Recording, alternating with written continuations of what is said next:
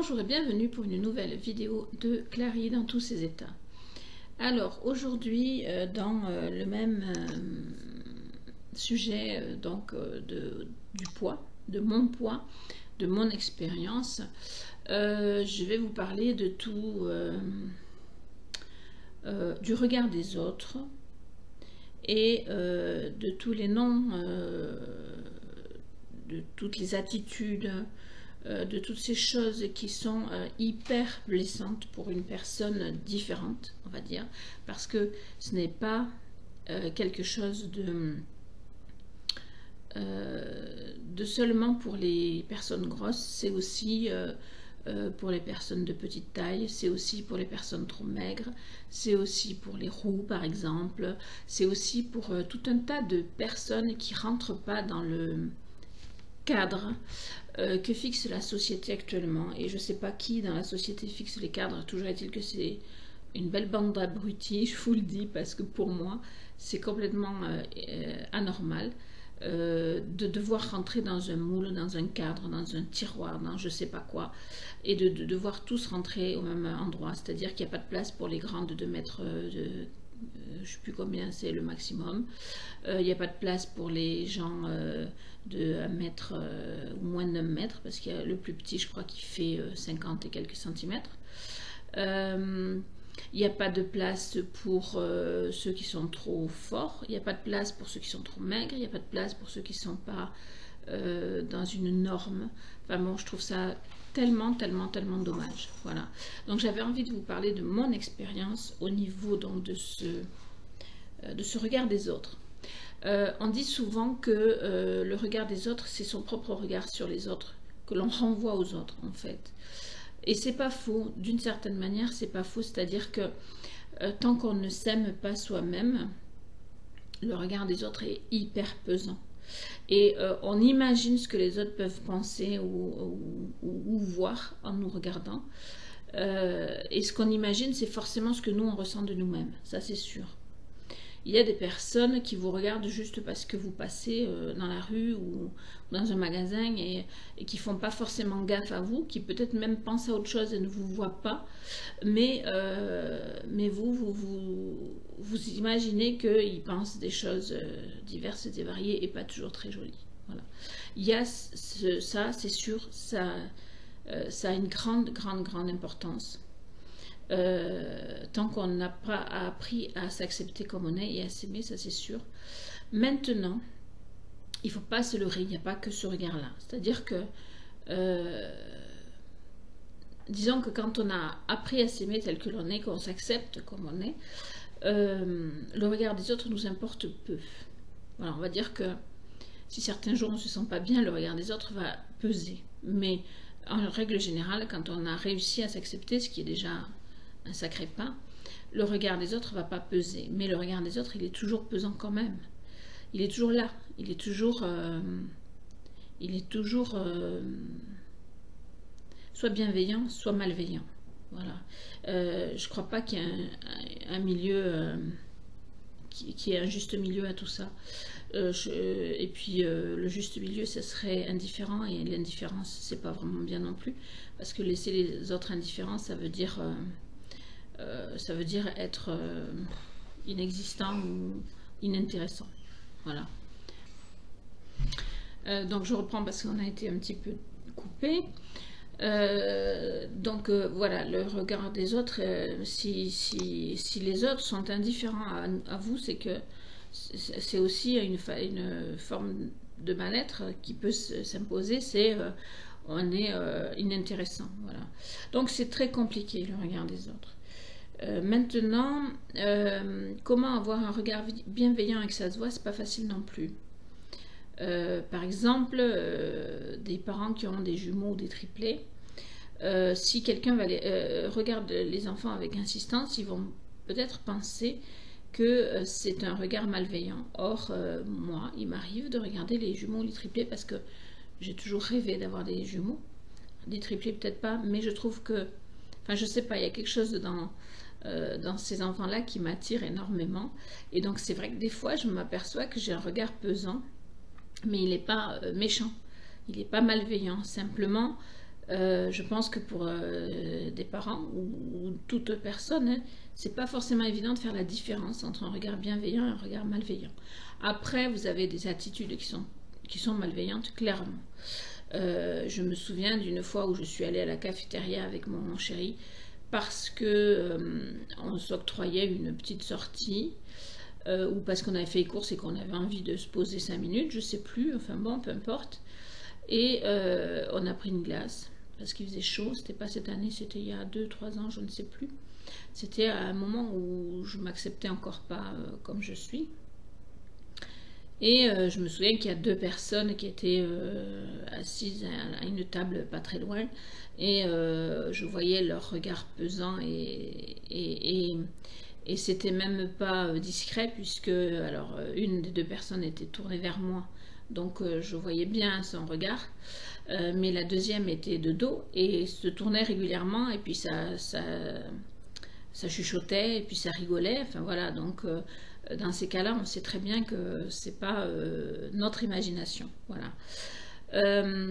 J'ai vécu des moments où les regards, où les paroles ont été dures et où je l'ai vraiment mal vécu.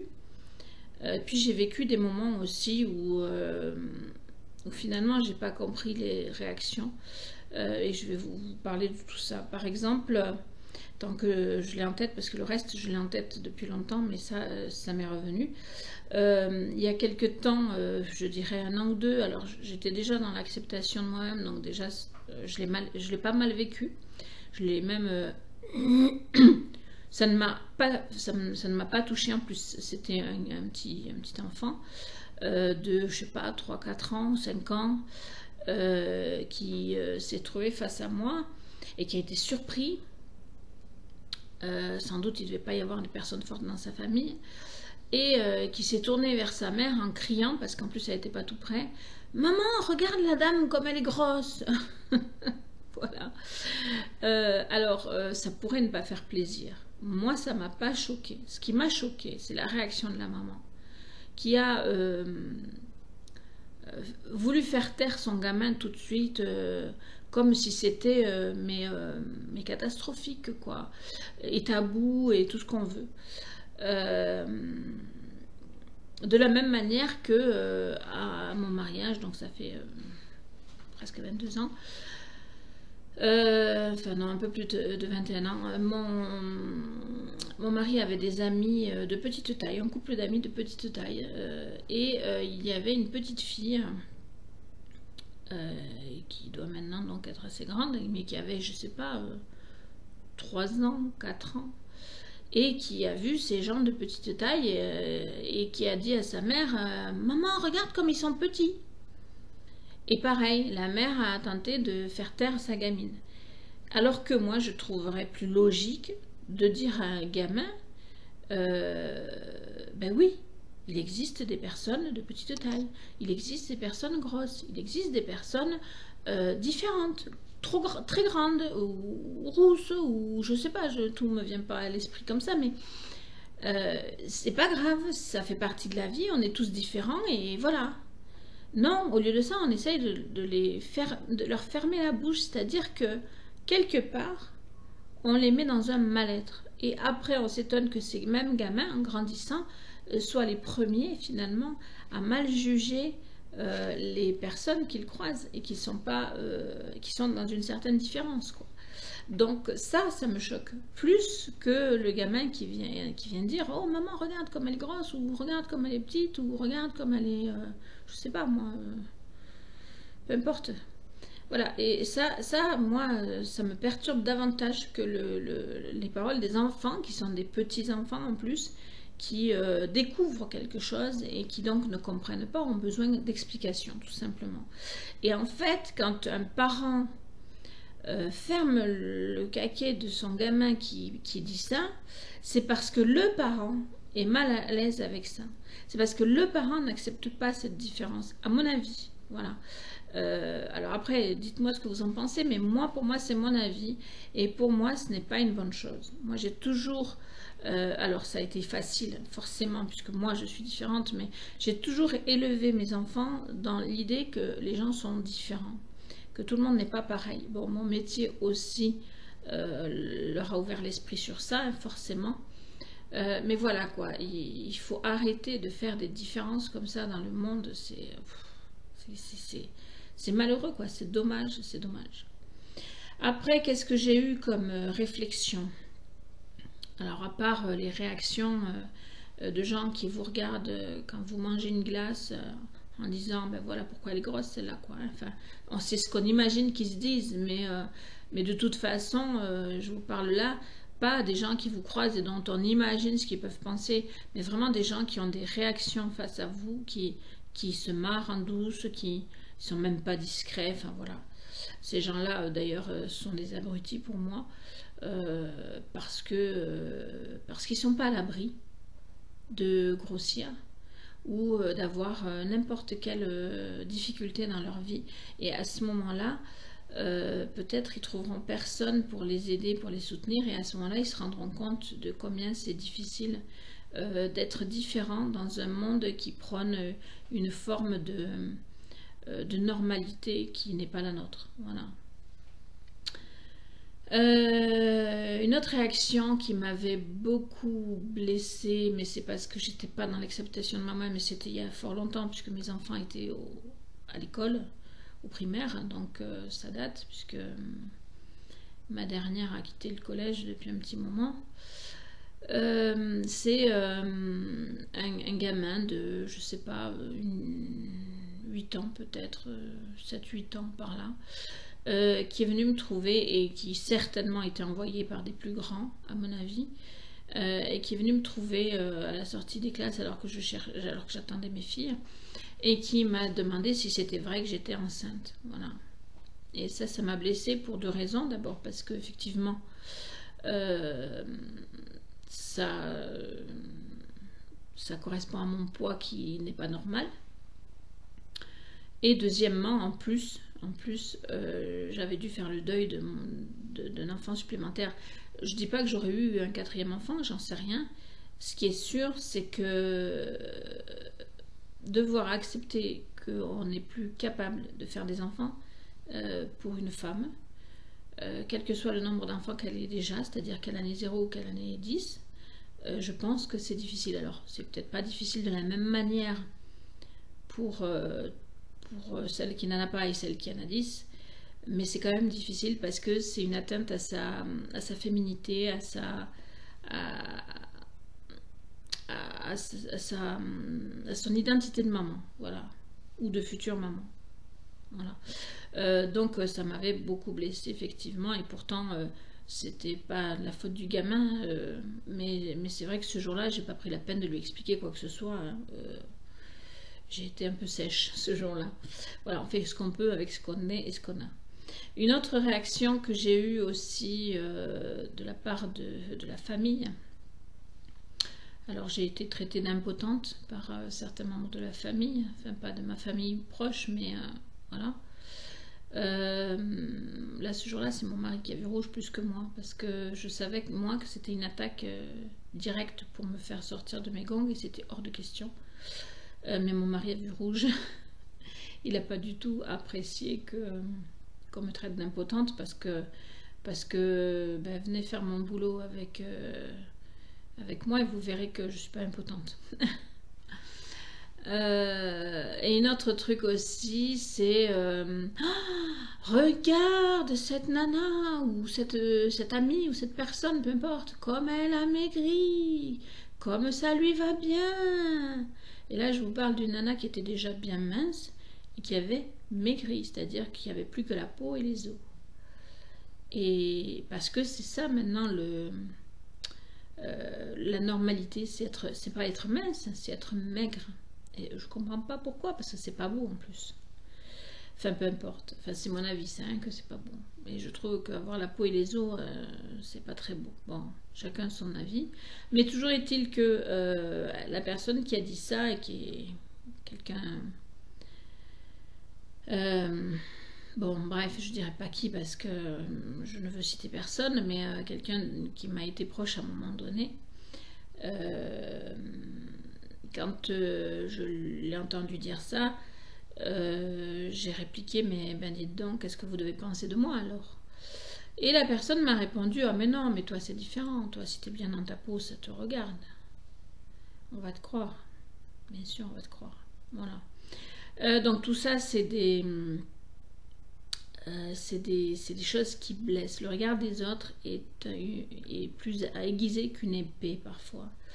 Et on a beau avoir un bon cœur, à force de prendre des coups, parfois il a du mal à s'en remettre. Voilà. Et ça laisse des traces. Ça laisse des traces, qu'on le veuille ou non. Donc voilà quoi. Je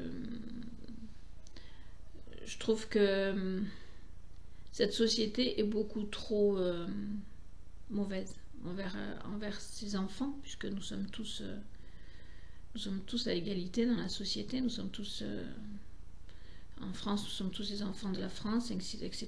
Quoi. Enfin, je veux dire, qu'on soit des enfants légitimes ou des enfants adoptés, peu importe. Quoi. Je veux dire, et dans chaque pays, c'est pareil. Et sur la Terre, nous sommes tous les enfants de la Terre. Donc, nous sommes tous à égalité. Enfin, nous devrions tous être à égalité. Et quand je dis égalité, je ne parle pas d'égalité homme-femme, là, je parle d'égalité humaine. L'égalité homme-femme, c'est autre chose, et on est d'accord, on n'est pas d'accord, c'est un autre problème. Mais voilà, donc le regard des autres, c'est un poison. Voilà.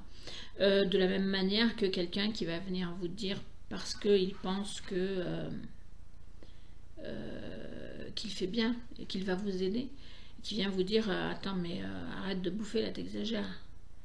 Non mais foutez-moi la paix avec mon poids, foutez-moi la paix avec ma bouffe. C'est pas possible quoi, c'est pas possible, c'est pas comme ça qu'on aide quelqu'un. De même que on m'a eu dit tu devrais faire attention, tu devrais essayer de maigrir. Et dans un même temps on m'invite à manger, mais les mêmes personnes, hein, et on me demande de me resservir et on me dit mais allez, mais vas-y, mais n'hésite pas, ne n'aie pas peur. Mais attends, oh, je suis pas un puissant fond. Si je dis que j'en veux plus, c'est que j'en veux plus. Si je suis grosse, c'est pas parce que je bouffe comme un cochon jusqu'à plus soif, quoi. C'est juste qu'il y a des moments, il y a des mal-être qui font que je me réfugie dans la nourriture, mais c'est pas à table, hein, en général. C'est pas à table. Voilà, à table, je suis plutôt même modérée.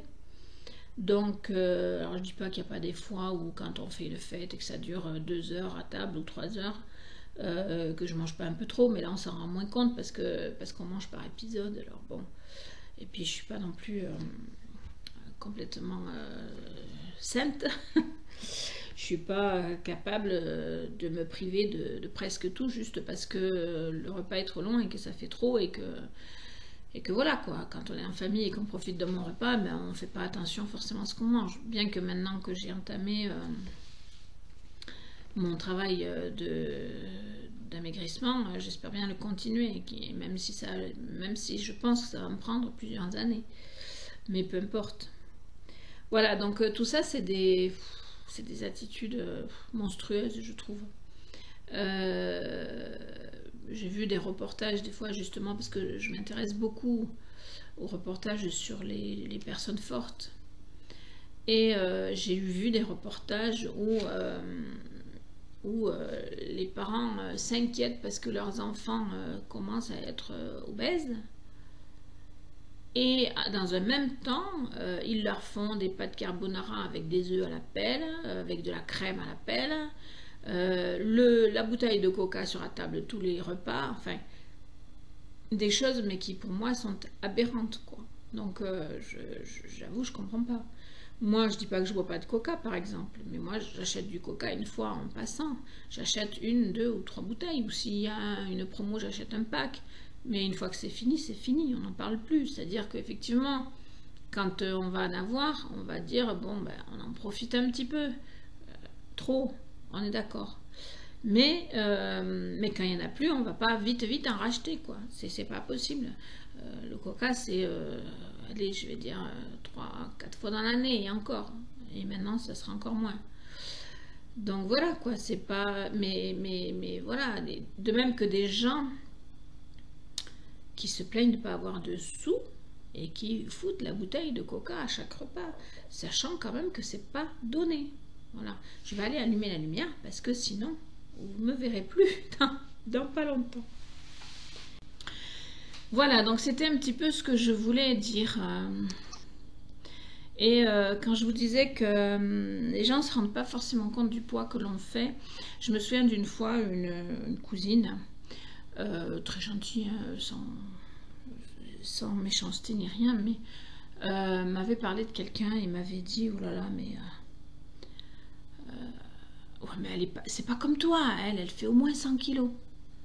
Sauf que moi, je les faisais déjà, les 100 kilos. Ça m'avait fait sourire et en même temps, ça m'avait blessée, mais je savais qu'elle ne le faisait pas exprès. En plus, c'est une personne qui a aussi des problèmes de poids, mais dans l'autre sens. C'est-à-dire qu'elle elle a des problèmes de santé qui font qu'elle ne peut pas manger tout. Elle peut manger même presque rien. Et du coup, elle maigrit et du coup, ça lui cause encore plus de problèmes de santé. Donc, je sais que c'est pas le genre de personne qui fait des réflexions malveillantes, quoi. Mais voilà, ça m'avait fait sourire aussi, parce que je m'étais dit, bah tiens, tu vois, on se rend pas compte du poids que tu fais. Mais c'est vrai qu'on se rend pas compte du poids des gens. Des fois, on a l'impression que les personnes ne sont pas forcément épaisses, mais elles sont lourdes. Et des fois pas.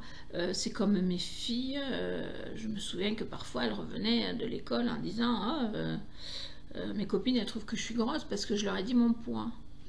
Alors c'est ça le pire, c'est pas parce que t'as pas une bonne silhouette, non non, c'est parce elles avaient eu le malheur de dire leur poids et que les autres avaient pas le même poids, elles étaient plus maigres, mais les autres elles font partie de familles où les os sont plus fins.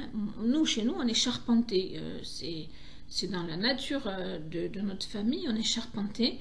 On a des os épais, on a des os larges. Donc forcément, même en étant bien dans son corps, on ne fait pas un petit 50 kilos à l'âge adulte, quoi. Enfin, voilà. Mais voilà, donc c'est... en fait, tout ça, c'est des a priori. C'est vraiment je sais pas, on est conditionné dans notre société. Moi, quand j'entends Yannick Noah, pour ne pas le citer, dire que il fait la pub pour des boxeurs, je sais pas quoi, parce qu'il n'a pas un gros cul, parce qu'il supporterait pas d'avoir un gros cul, et ben moi je suis désolée, ce mec-là, il m'exècre. On ne dit pas ça parce qu'on pense à ceux qui ont malheureusement un gros cul et qui ne le font pas forcément exprès et qui ne le cherchent pas forcément. Pas comme dans certaines télé-réalités où j'entends dire qu'on se fait mettre de la graisse dans les fesses pour avoir des fesses beaucoup plus grosses. Là, ça, j'avoue que, bon, moi, dans l'état actuel des choses, je ne peux pas comprendre. Voilà. Mais après, chacun fait ce qu'il veut. Mais par contre, quand on vient dire ça à la télé, je trouve ça... absurde, quoi, je trouve ça absurde. Ou une Muriel Robin que j'ai entendu dire un jour dans un truc avec c'était sur je crois que c'était Le Divan avec Marc-Olivier Fogiel qui sortait je faisais 90 kilos je crois, un truc comme ça alors est-ce que vous avez eu des histoires d'amour pendant ce temps-là? Oh mais certainement pas, personne n'aurait pu m'aimer. Non mais arrêtez vos conneries, quoi, arrêtez vos conneries. Si personne ne pouvait nous aimer parce qu'on ne fait pas le poids idéal, mais je ne serais pas mariée depuis 21 ans et heureuse en ménage. Enfin, je veux dire, arrêtons les conneries. Voilà. Et je pourrais vous en citer d'autres parce que des trucs que j'ai relevés comme ça au fil du temps, enfin que j'ai relevés, je ne les ai pas notés hein, non plus. Mais je veux dire que quand j'entends des trucs comme ça, mais ça me tue, quoi. Ça me tue. Ils ne savent pas la chance qu'ils ont, ces gens. Ils ne savent pas la chance qu'ils ont. Voilà. De même que moi je me bats pour avoir un poids plus fin, il faut savoir aussi qu'il y a des gens qui se battent pour avoir un poids plus épais. Il y a des gens qui ont le métabolisme qui fait que ils peuvent manger comme 4 et ils ne grossiront pas. Et même ils ont du mal à grossir. Et je peux en parler parce que j'en ai dans ma fratrie. Donc c'est pour vous dire que la distribution a été mal faite. J'aurais aimé qu'on m'en donne un peu moins et qu'on en donne un peu plus à certains membres de ma fratrie. Voilà, c'est comme ça.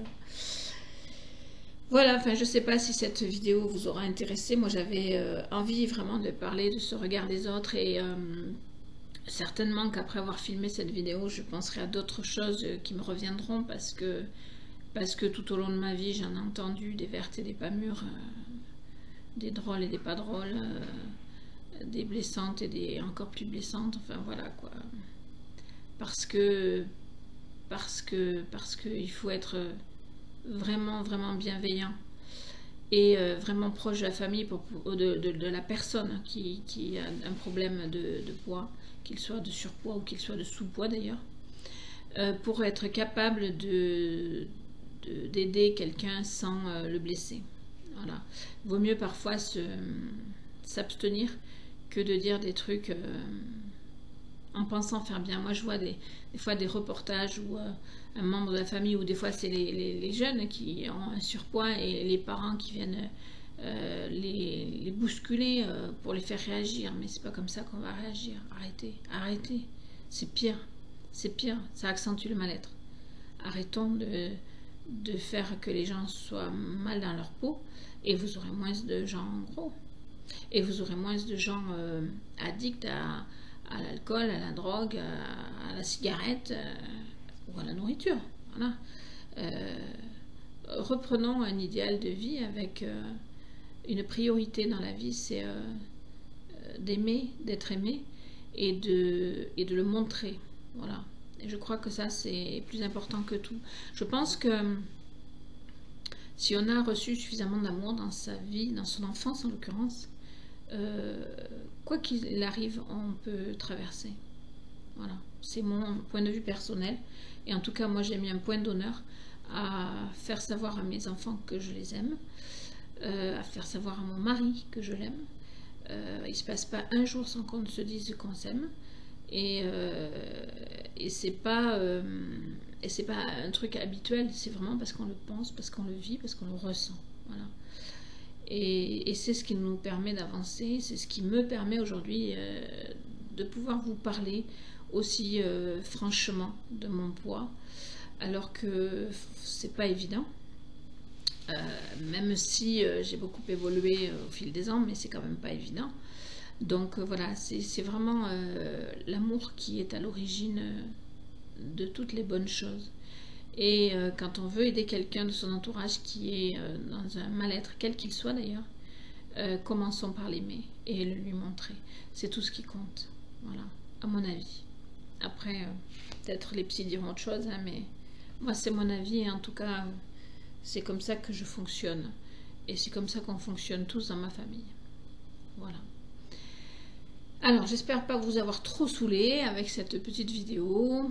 Je vous remercie de me suivre. Ah, et je voulais vous dire aussi que je suis vraiment extrêmement émue de tous vos retours sur ma première vidéo sur mon poids, sur la genèse de mon poids. Ça me touche terriblement. Ce qui me touche par-dessus tout, ce sont les témoignages de personnes qui vivent des choses un peu similaires aux miennes, voire des fois très similaires aux miennes, et qui me disent que ça leur fait du bien, et qui dans un même temps me disent qu'elles me soutiennent. Là franchement, vraiment ça me touche beaucoup, ça me touche énormément. Voilà, donc je voulais vous le dire. Je pensais avoir quelques retours négatifs, je n'en ai eu aucun. Bon, j'ai eu quelques pouces rouges, mais ça on s'en fout, c'est habituel.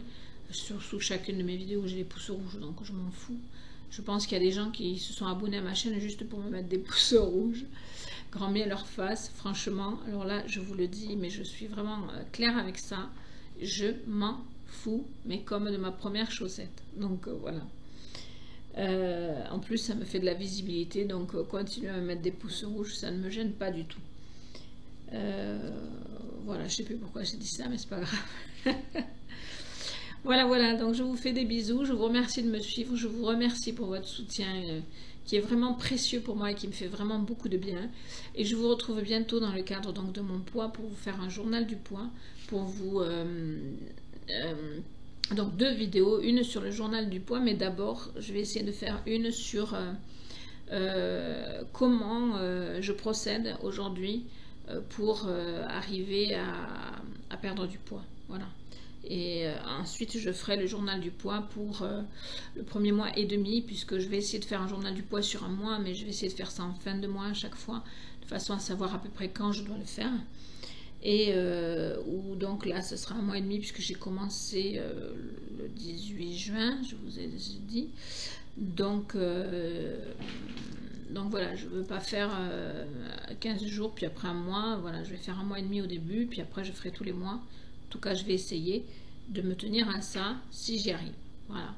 Mais toujours est-il que je vais vraiment essayer de me tenir au journal du poids pour garder aussi la motivation. Voilà. Alors, je vous fais des bisous et je vous dis à bientôt pour de nouvelles vidéos. Ciao!